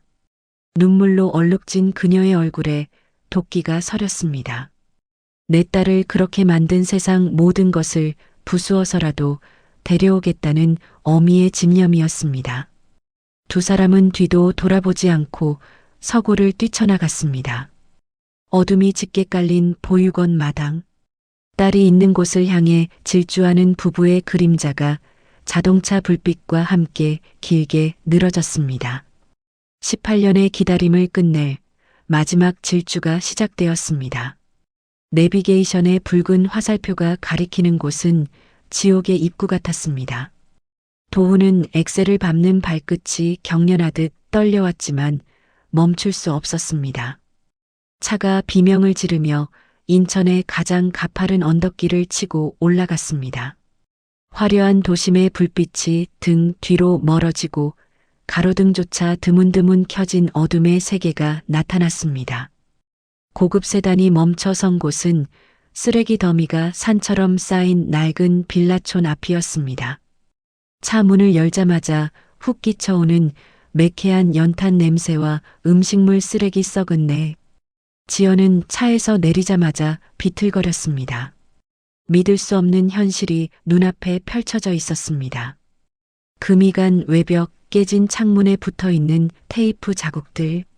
여보, 우리 공주가, 우리 서안이가 정말 이런 곳에 혼자 산다고요. 말도 안 돼. 지연은 입을 틀어막고 신음을 토해냈습니다. 도훈은 아무 말도 할 수 없었습니다. 그저 검은색 매직으로 대충 휘갈겨 쓴 녹슨 우편함의 글씨만 멍하니 바라보았습니다. 301호. 그 숫자 3개가 도훈의 가슴을 쇠망치로 내려치는 것 같았습니다. 내 딸이 사는 집이었습니다. 두 사람은 서로를 부축하며 건물 안으로 들어섰습니다.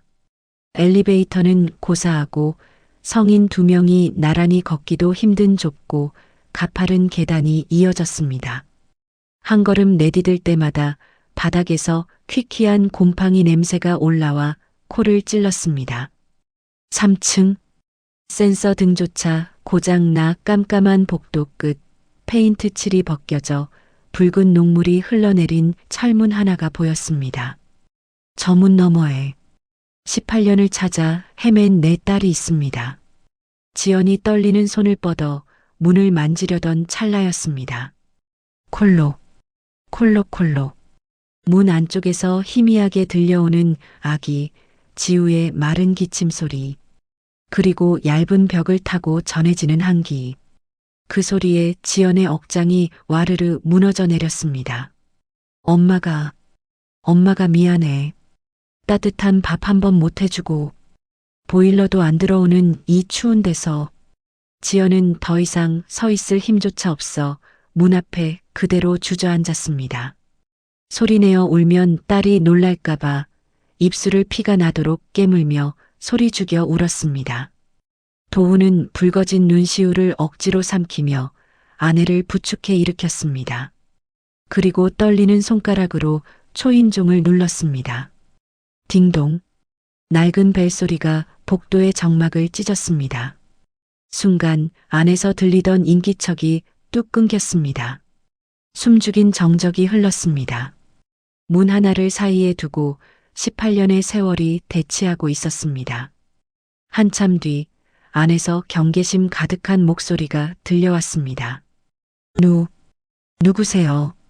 낮에 법정에서 들었던 그 목소리였습니다. 가늘고 겁에 질려 파르르 떨리던 수진의 목소리. 도우는 목이 메어 말이 나오지 않았습니다. 헛기침을 두어 번 하고서야 겨우 입을 뗐습니다. 접니다. 낮에 재판했던 판사입니다. 덜컥 안에서 무언가 떨어지는 소리가 들렸습니다. 그리고 다시 긴 침묵이 이어졌습니다. 잠시 후 쇠사슬이 풀리고 자물쇠가 여러 번 따지는 소리가 났습니다. 기익. 소름 끼치는 쇠 긁는 소리를 내며 낡은 철문이 아주 조금 손가락 하나 들어갈 만큼만 열렸습니다. 그 좁은 문틈 사이로 수진의 공포에 질린 눈동자가 보였습니다. 수진은 등 뒤에 아기 지우를 포대기로 단단히 업은 채 문고리를 생명줄처럼 꽉 움켜쥐고 있었습니다. 복도에 희미한 불빛에 비친 중년 남자의 얼굴을 확인한 순간 수진의 얼굴이 백지장처럼 하얗게 질렸습니다. 판사님이 왜 여기까지? 벌금 못 낸다고 잡으러 온 건가? 아니면 내 아기를 뺏으러 온 건가? 온갖 공포가 수진을 집어삼켰습니다. 수진은 반사적으로 문을 닫으려 했습니다. 잘못했어요, 판사님. 저 아직 벌금 못 구했어요. 제발 시간 좀 더 주세요. 네, 수진 양. 제발이요. 아기랑 떨어지기 싫어요. 감옥 안 갈래요. 돈 구할게요. 꼭 구할게요. 수진은 아기를 꽉 껴안으며 바들바들 떨었습니다. 판사가 자신을 구하러 온 아빠인 줄은 꿈에도 모른 채 그저 자신을 심판하러 온 저승사자라고 생각했습니다. 죄인처럼 비는 딸의 모습을 본 지연은 가슴을 부여잡고 숨조차 쉬지 못했습니다. 내 딸인데, 금지옥 겸 내 공주님인데, 왜 내 딸이 내 앞에서 이렇게 빌어야 합니까? 도우는 닫히려는 문을 다급하게, 하지만 조심스럽게 잡았습니다. 그의 손도 수진만큼이나 떨리고 있었습니다. 수진 양, 제발 문 닫지 마요. 제발 잠깐만 내 얘기를 들어봐요. 도훈의 목소리는 명령이 아니었습니다. 그것은 생애 처음으로 딸에게 건네는 아빠의 처절한 애원이었습니다. 해치러 온 게 아닙니다. 제발 얼굴 좀 보게 해주세요. 도훈이 버티고 선 현관문이 닫히지 않자 수지는 체념한 듯 뒷걸음질 쳤습니다. 도망칠 곳 없는 좁아터진 현관. 수명을 다해가는 센서 등이 치직 소리를 내며 위태롭게 깜빡였습니다. 그 병든 불빛 아래 18년의 세월을 건너온 세 사람의 거친 숨소리만이 엉켜들었습니다. 지연은 입술을 피가 맺히도록 꽉 깨물었습니다. 터져나오려는 울음을 삼키느라 목을 대가 억세게 요동쳤습니다. 한 걸음, 또 한 걸음. 지연은 각 걸음마를 떼는 아이처럼 휘청거리며 수진에게 다가갔습니다. 손을 뻗으면 닿을 거리였지만 그 짧은 거리가 지연에게는 1000km보다 아득하게 멀게 느껴졌습니다. 수진은 등 뒤에 지우를 뺏기기라도 할까봐 몸을 웅크리며 벽구석으로 파고들었습니다. 오지 마세요. 돈 갚을게요. 제발. 겁에 질려 바들바들 떠는 짐승 같은 그 모습. 그게 지연의 심장을 난도질했습니다. 내 배 아파 낳은 금지옥엽이 왜 나를 보며 저렇게 공포에 떨어야 합니까? 지연은 핏발선 눈으로 떨리는 손을 뻗었습니다. 아가, 해치려는 게 아니야. 제발, 제발 나를 그런 눈으로 보지 마. 엄마 가슴이 찢어져. 지연의 목소리는 갈라져 쇳소리가 섞여 나왔습니다. 잠깐만. 이마 좀 보여다오. 응? 그 처절한 간절함에 눌린 탓일까요? 수지는 엉겁결에 무릎에 파묻었던 고개를 들었습니다. 지연의 하얀 손이 수진의 땀에 젖은 앞머리를 조심스럽게 부서질세라 아주 조심스럽게 걷어 올렸습니다. 깜빡. 센서 등이 다시 켜지는 순간 지연의 눈에 그토록 찾아 헤매던 그 잔인한 표식이 들어왔습니다. 왼쪽 이마 위 머리카락 속에 숨겨져 있던 하얗고 울퉁불퉁한 기역자 흉터. 지연의 손가락 끝이 허공에서 딱 멈췄습니다. 차마 만지지도 못했습니다. 손끝만 스쳐도 그때의 고통이 다시 살아날까봐 지연의 손이 허공에서 파르르 떨렸습니다. 아! 지연의 입에서 억눌린 신음이 터졌습니다. 뜨거운 눈물이 소리 없이 뚝뚝 떨어져 수진의 뺨을 적셨습니다. 아직도 이렇게 선명하게. 얼마나 아팠니? 엄마가 없어서 얼마나 아팠어. 지연은 무너지듯 수진의 앞에 주저앉았습니다. 여기 안방 화장대에 찧어서 살이 다 벌어졌었지. 피가 철철 나는데도 엄마가 해줄 수 있는 게 없어서 매일 밤 호호 불면서 연고만 발라줬는데. 수진의 눈동자가 흔들렸습니다. 이 낯선 아주머니가 왜 내 흉터의 사연을 알고 있는 걸까? 왜 나를 보며 내 엄마처럼 우는 걸까? 그걸 아줌마가 어떻게 알아요? 우리 엄마도 아닌데. 지연은 대답 대신 품에서 꼬깃꼬깃해진 봉투를 꺼냈습니다. 보육원 원장이 건네준 빛바랜 사진 한 장이었습니다. 지연은 떨리는 손으로 사진을 수진의 눈앞에 내밀었습니다. 혹시 너한테 이 신발 있니? 18년 전 내가 신고 있었다던데. 기억나니? 사진을 본 수진의 숨이 턱 막혔습니다. 사진 속에는 분홍색 천위에 반짝이는 큐빅이 박힌 작은 구두가 있었습니다. 그것은 세상에 아무도 모르는 장롱 깊숙한 곳 비닐봉지에 꽁꽁 싸매둔 자신의 보물 1호였습니다. 수진의 얼굴이 하얗게 질렸습니다. 이 사진, 아줌마가 어떻게 해? 이거 내 건데. 나 버릴 때 엄마가 신겨준 건데. 수진은 신발도 신지 않은 맨발로 좁은 방 안으로 뛰어들어갔습니다. 발그락, 부스러. 잠시 후 수진이 검은 비닐봉지 하나를 들고 나왔습니다. 손이 너무 떨려 매듭조차 제대로 풀지 못했습니다. 툭! 봉지가 열리고 흙대가 묻고 큐빅이 몇 개 빠졌지만 사진 속 모습 그대로인 작은 분홍색 구두가 바닥으로 떨어졌습니다. 그 실물을 보는 순간 지연의 세상이 멈췄습니다. 다리에 힘이 완전히 풀려버린 그녀는 그대로 현관 바닥에 무너져 내렸습니다.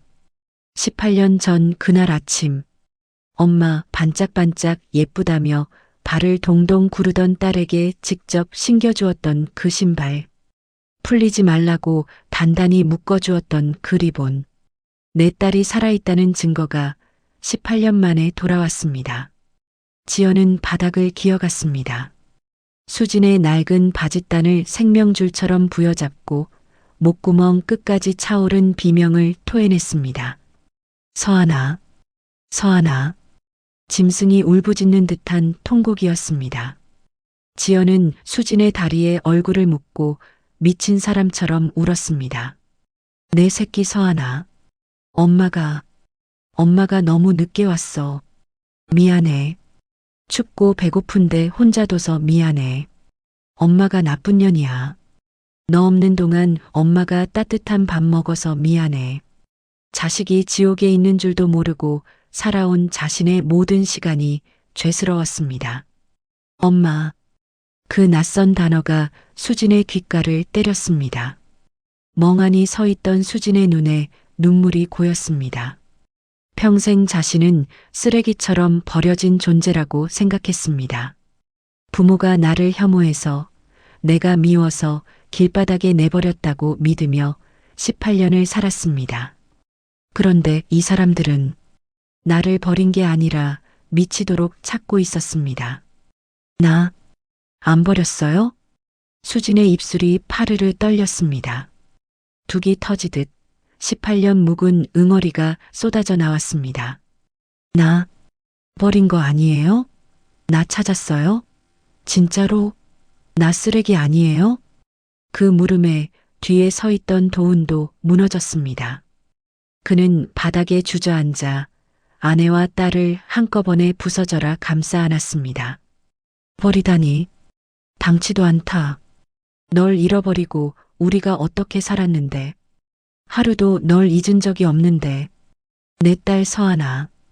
도훈의 굵은 눈물방울이 수진의 어깨를 적셨습니다. 수진의 댐이 무너졌습니다. 참고 참았던 18년의 서름이 폭발했습니다. 엄마, 아빠, 나 너무 무서웠어. 나 진짜 많이 기다렸어. 흐흑. 셋은 좁고 더러운 현관 바닥에 뒤엉켰습니다.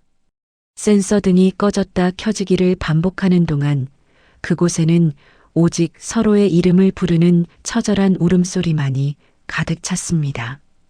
그것은 18년의 고통을 씻어내리는 피눈물이었습니다. 좁고 비릿한 곰팡이 냄새가 진동하는 현관 바닥. 대한민국에서 가장 높은 법대 위에 앉아있던 부장판사 민도훈이 지금 세상에서 가장 낮은 자세로 무릎을 꿇었습니다. 도훈은 바들바들 떨고 있는 수진의 거칠어진 손을 잡아 자신의 눈물 젖은 뺨에 가져다 댔습니다. 22살 한창 고울 나이의 딸 손마디가 고된 노동으로 투박하게 부르터 있었습니다. 그 까칠한 촉감이 도훈의 심장을 사포로 문지르는 것 같았습니다. 서하나, 내 아가, 아빠가 미안하다. 아빠가 죄인이야. 도훈의 목소리가 짐승의 신음처럼 끌어올랐습니다. 널 못 알아보고 그 차가운 법정에 널 세워두고 내가 미쳤었나 보다. 내가 애비냐? 내가 사람이야? 도훈의 뜨거운 눈물이 수진의 낡은 손패딩 위로 뚝뚝 떨어져 얼룩을 만들었습니다. 판사님이라 불리던 무섭기만 했던 중년 남자의 오열. 하지만 그 손길은 투박하고 따뜻한 아빠의 것이었습니다.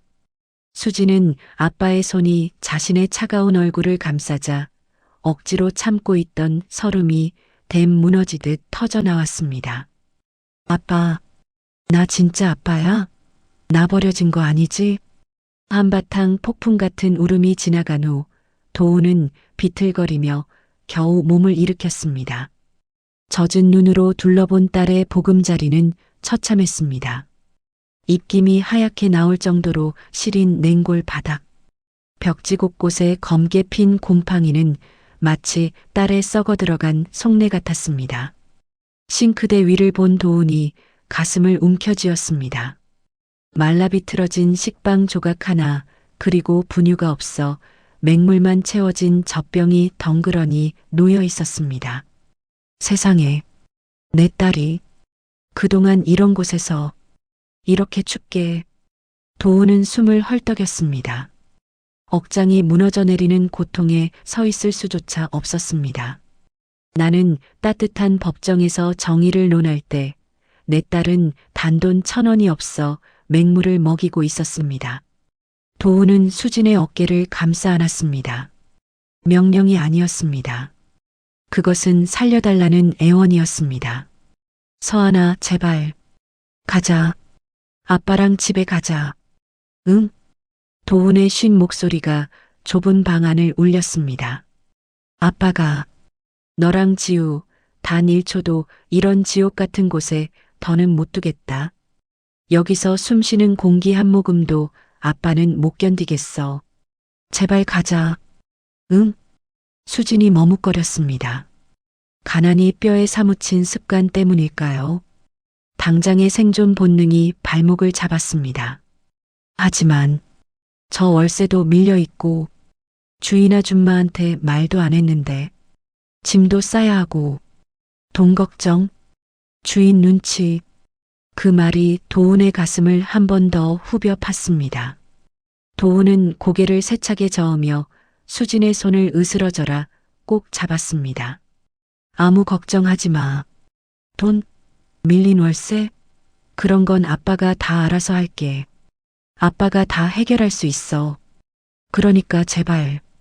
그런 걱정은 이제 그만해. 응? 그냥. 제발 그냥 몸만 와주라. 아빠 소원이다. 지연도 울면서 수진의 등을 떠밀었습니다. 그래 아가. 집에 가자. 엄마가 따뜻한 밥 해줄게. 고기 반찬해서 밥 먹자. 어서. 수진은 구석에 있던 낡은 가방 하나를 꺼냈습니다. 지우 기저귀 몇 장과 젖병. 그게 전부였습니다. 22년의 삶이 고작 가방 하나에 다 들어간다는 사실이 지켜보는 부모의 가슴을 또 한 번 찢어 놓았습니다. 도훈은 곤히 잠든 손자 지우를 솜니불째 조심스럽게 안아들었습니다. 순간 도훈의 미간이 찌푸려졌습니다. 너무 가벼웠습니다. 8개월 아이의 무게라고는 믿기지 않을 만큼 품에 안긴 생명이 깃털처럼 가벼웠습니다. 영양실조로 마른 아이의 무게. 도훈은 입술을 피가 나도록 깨물며 솟구치는 눈물을 훔쳤습니다. 가자. 우리 다시는 죽어도 다시는 떨어져서 살지 말자. 도훈이 앞장서고 지연이 수진의 손을 생명줄처럼 꽉 잡고 뒤따랐습니다. 어둡고 냄새나던 골목길, 깨진 보도블록, 녹슨 철문. 그 지긋지긋한 가난의 풍경을 뒤로하고 수진은 도훈의 차에 올랐습니다. 도훈은 히터를 가장 세게 틀었습니다. 후웅. 따뜻한 바람이 얼음장 같던 수진의 몸을 감쌌습니다. 그것은 단순한 온기가 아니었습니다.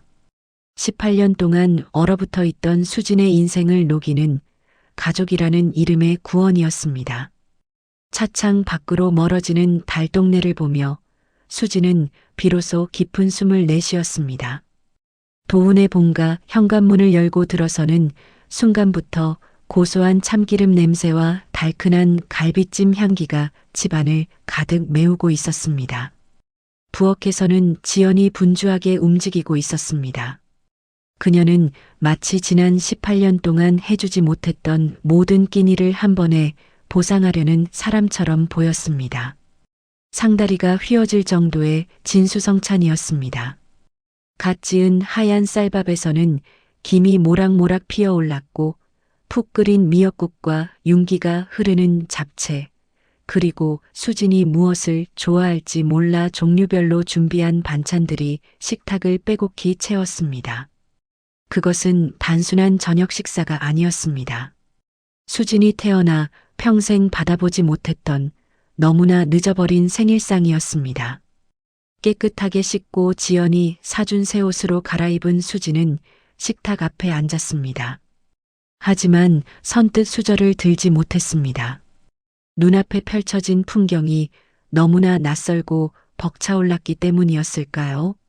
항상 식은 밥이나 남들이 남긴 반찬으로 허기를 때우던 그녀에게 오직 자신만을 위해 차려진 따뜻한 밥상은 꿈에서조차 감히 꾸지 못했던 호사였습니다. 주저하는 수진의 밥그릇 위로 지연이 따끈한 갈비 한 점을 올려주었습니다. 어서 먹어, 우리 딸. 엄마가 솜씨 좀 부려봤어. 입에 맞을지 모르겠네. 지연의 목소리는 다정했습니다.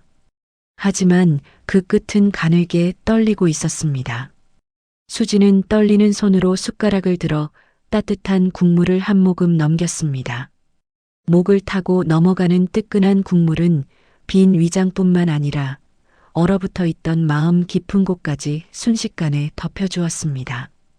온몸으로 퍼지는 그 온기에 지난 18년 동안 길거리와 낯선 방을 전전하며 겪었던 서름과 뼛속까지 시리던 추위가 봄눈 녹듯 사라지는 기분이었습니다. 엄마, 밥이 너무 맛있어요. 수진의 목이 메어왔습니다. 참으려 애썼지만 결국 굵은 눈물방울이 뚝뚝 떨어져 하얀 쌀밥을 적셨습니다. 밥을 먹는 것인지 눈물을 삼키는 것인지 알 수 없게 된 딸을 보며 지연은 수진의 어깨를 와락 감싸 안았습니다. 그래, 많이 먹어. 이제 매일 해줄게. 엄마가 매일매일 더 맛있는 거 해줄게. 모녀가 서로를 부둥켜 안고 오열하는 사이 식탁 옆 아기 의자에서는 또 다른 따뜻한 풍경이 펼쳐지고 있었습니다. 법정에서는 서리빨 같은 판결로 범죄자들을 떨게 하던 도훈이었습니다. 하지만 손자 지우 앞에서는 완전히 무장 해제된 모습이었습니다. 아이고, 우리 강아지. 할비가 주는 맘마가 그렇게 맛있어? 도훈이 조심스레 젖병을 물려주자 지우는 넙죽넙죽 잘도 받아먹었습니다. 배가 부른 지우가 도훈의 검지 손가락을 고사리 같은 손으로 꽉 쥐며 깨르르 소리내어 웃었습니다. 그 맑은 웃음소리에 도훈의 얼굴 주름 사이사이로 환한 미소가 번졌습니다. 적막과 죄책감만이 감돌던 이 집안에 18년 만에 처음으로 사람의 온기와 웃음소리가 채워지는 순간이었습니다. 그로부터 1년이라는 시간이 흘렀습니다. 화사한 햇살이 거실 깊숙이 들어오는 어느 맑은 오후였습니다. 방문이 벌컥 열리며 수진이 뛰어나왔습니다.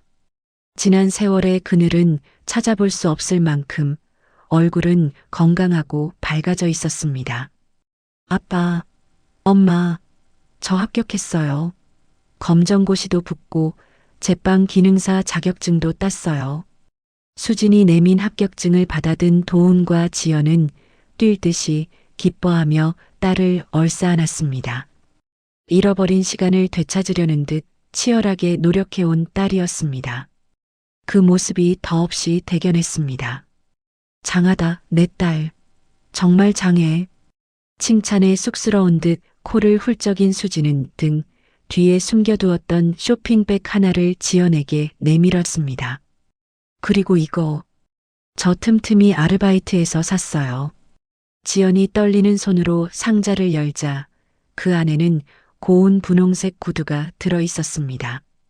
과거 수진을 잃어버리던 날 지연이 신겨주었던 신발. 그리고 평생의 트라우마로 남았던 그 구두 대신이었습니다. 엄마, 이제 슬픈 구두 기억은 다 잊어요. 앞으론 저랑 그리고 지우랑 이 예쁜 구두 신고 꽃길만 걸어가요. 지연은 구두를 가슴에 품으며 다시 한번 감동의 눈물을 흘렸습니다. 딸의 마음이 그 따뜻한 위로가 가슴을 울렸습니다. 고맙다. 정말 고마워, 수진아. 그때였습니다.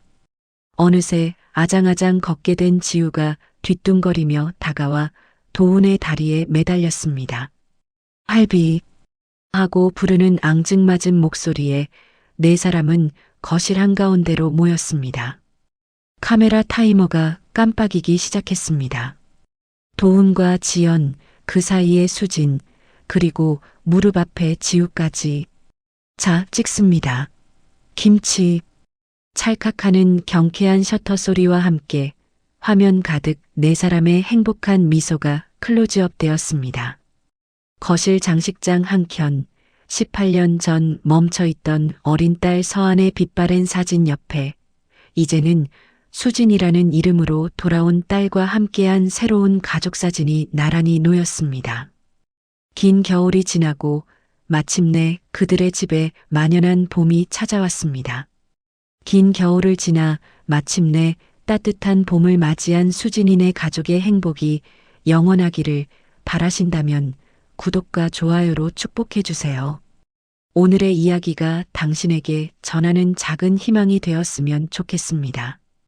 당신의 삶에도 잃어버렸던 소중한 것들이 기적처럼 찾아오기를, 그리고 매일이 따뜻한 밥상처럼 온기 가득하기를 응원하겠습니다.